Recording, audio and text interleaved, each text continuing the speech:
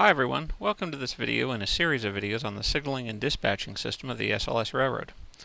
This video is the first in the series, and this is just a general overview of the SLS signaling system, the panel, and the other ancillary panels that are associated with the dispatching system.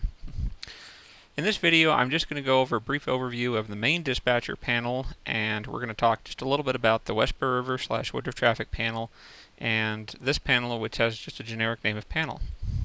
First off, on the main dispatchers panel, we have the menu bar at the top. These are just various ancillary features that are part of the system, and most of them you're not going to need to deal with during the session.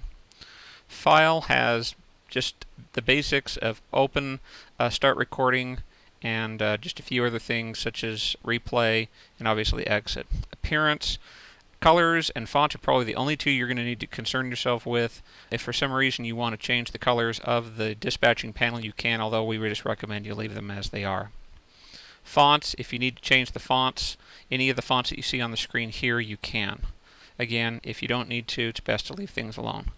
The rest of the items here, grid size, can change the size of the grid. However, we found that it's pretty good the way it is, so therefore we just recommend that you just leave it.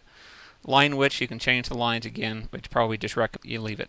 If you have any problems with the system becomes unresponsive, first thing you can do is come up to Appearance and try Refresh Screen and then Refresh Layout. Beyond that, the system isn't responsive. Contact a member of the SLS staff and we'll try to give you a hand.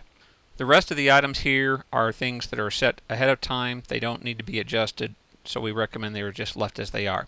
We don't concern ourselves with the network right now. However, in the future we might. Again, the dispatcher is probably not going to need to deal with that.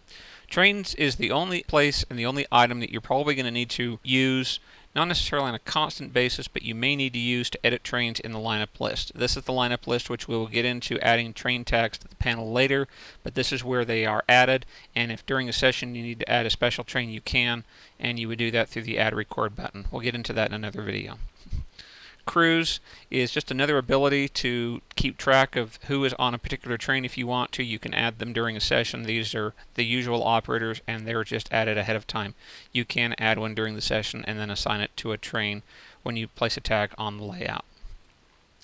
Jobs is one screen that we don't normally use. It doesn't really usually show up in any of the items that the dispatcher interfaces with. If we need to at some point, we'll cover that, but at this point we don't necessarily concern ourselves with it. Help is just an about screen, pretty self-explanatory. Aside from that, everything else that you see on the screen is essentially controlled from the panel, and there are a few exceptions. We do have some turnouts that are not controlled from the panel, and the signal here at Westboro River, which we'll cover in the Westboro River / Woodruff traffic panel video, is integrated with the Westboro River / Woodruff traffic panel. And the panel down here, which is used to interface between the Ogden dispatcher and the SLS Sage dispatcher. Those two dispatchers mutually control traffic through the Randolph single track block. So this is the means with interfacing, and the dispatcher has the ability to see how the Ogden dispatcher is looking and how he is positioning his levers for the panel. Again, we'll get into that in another video. The turnout at Westboro River is controlled from here, as well as the Sage dispatcher has his main controls for the panel at his end of the layout at Randolph. Panel is a diagnostic panel that shows the status and the operation of the stopping blocks at Randolph and at C&W staging. We now call that Bonneville Junction.